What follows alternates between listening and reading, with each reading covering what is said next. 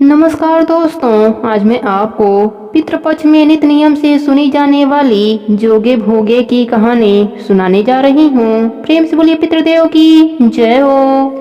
जोगे और भोगे दो भाई थे। दोनों अलग अलग रहते थे। जोगे धनी था और भोगे निर्धन था।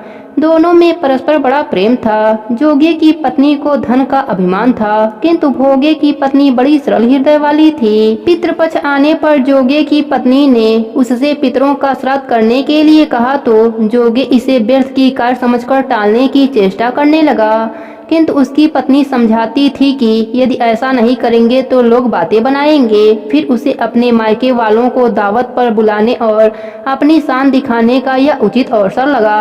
अतः वह बोली, आप शायद मेरी परेशानी की वजह से ऐसा कर रहे हैं, किंतु इसमें मुझे कोई परेशानी नहीं होगी। मैं भोगे की पत्नी को बुला लूंगी, दोनों मिलकर सारा काम कर लेंगे। फिर उसने जोगे को अपने पीहर न्योता देने के लिए भेज दिया। दूसरे दिन उसके बुलाने पर भोगे की पत्नी सुबह सवेरे आकर काम में जुट गई। उसने रसोई तैयार की, अनेक पकवान बनाए, फिर सभी काम निपटाकर अपने घर आ गई। आखिर उसे भी तो पितरों का श्राद्ध तर्पण करना था। इस अवसर पर न जोगे की पत्नी ने उसे रोका, न ही वह रुकी। शीघ्र ही दोपहर हो गई। पीतर भूमि पर उतरे। जोगे भोगे के पितर पहले जोगे के यहाँ आए तो क्या देखते हैं कि उसके ससुराल वाले वहाँ भोजन पर जुटे हुए हैं। निराश होकर वे भोगे के यहाँ गए। वहाँ क्या था, मात्र पितरों के नाम पर अगियारी दे दी गई थी। पितरों ने उसकी राख चाटी और भूखे ही नदी के तट पर आ पहुँचे।